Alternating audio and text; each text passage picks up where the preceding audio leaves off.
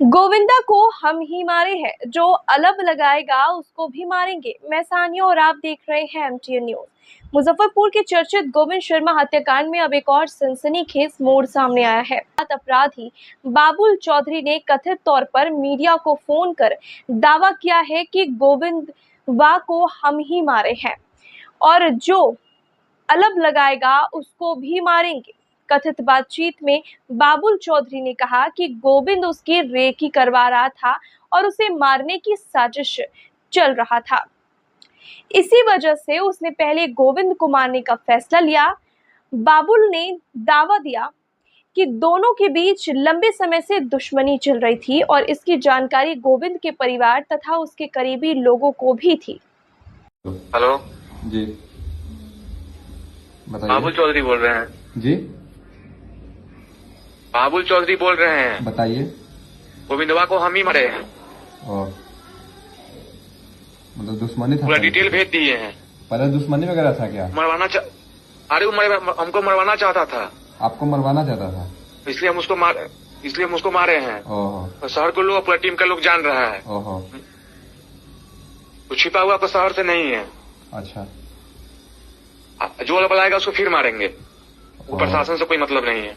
प्रशासन से कोई दिक्कत नहीं है। प्रशासन से हमको लड़ना नहीं है। मतलब क्या, मतलब उनसे क्या परेशानी था? मतलब पर कुछ था पहले से चल रहा था कुछ? विवाद था, ठेका टेंडर कुछ मैटर था। ओह। हम अपना काम मैनेज कर रहे थे, अपना जमीन का काम मैनेज कर रहे थे। वो बीच में पड़ता था, विवाद करने लगा। विवाद करने के बाद वो हमसे लड़ने लगा, मेरा सेटिंग करने लगा। हाँ, इसके लिए हम उसको मारे हैं। और ये बात उसको परिवार को भी मालूम है, गोविंद को भी मालूम था, उसके साथी को भी मालूम है। मेरे साथ गोविंद का केस भी हुआ था। हाँ। जिसमें आशुतोष शाही रंधाई वाला केस किया था। उसमें बाइंडिंग में एफआईआर मेरे पर भी हुआ था। गोविंद पर भी, मंटू शर्मा पर, ओंकार सिंह पर, मेरे पर हुआ था। ठीक है। ठीक है ना? ठीक है।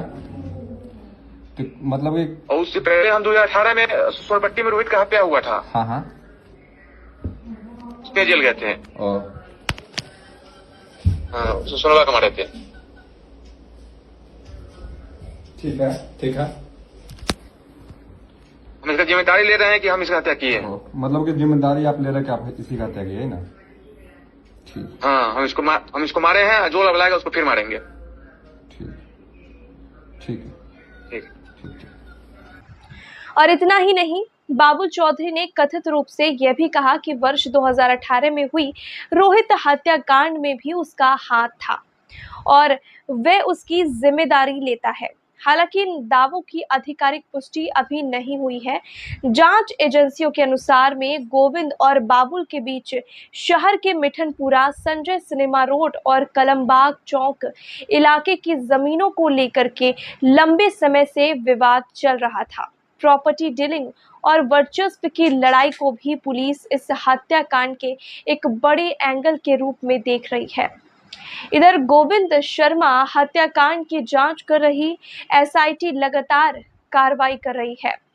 बाबुल चौधरी के ठिकानों पर छापेमारी की गई है और उसके 2 कारोबारियों को हिरासत में लेकर के पूछताछ भी की जा रही है।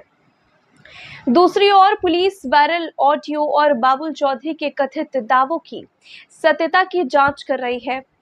अधिकारी यह पता लगाने में जुटे हैं कि हत्या के पीछे सिर्फ पुरानी रंजिश थी या फिर मुजफ्फरपुर के अपराध जगत में वर्चस्व की नई जंग शुरू हो चुकी है। अब सबसे बड़ा सवाल यही है कि क्या बाबुल चौधरी का ये दावा सच है? क्या गोविंद की हत्या गैंगवार का नतीजा है या फिर इसके पीछे जमीन और करोड़ों के कारोबार का कोई बड़ा खेल छिपा है? एमटीएन न्यूज वायरल ऑडियो और बाबुल चौधरी के कथित दावों की स्वतंत्र रूप से पुष्टि नहीं करता। मामले की जांच जारी है और अंतिम सत्य पुलिस जांच के बाद ही सामने आएगा।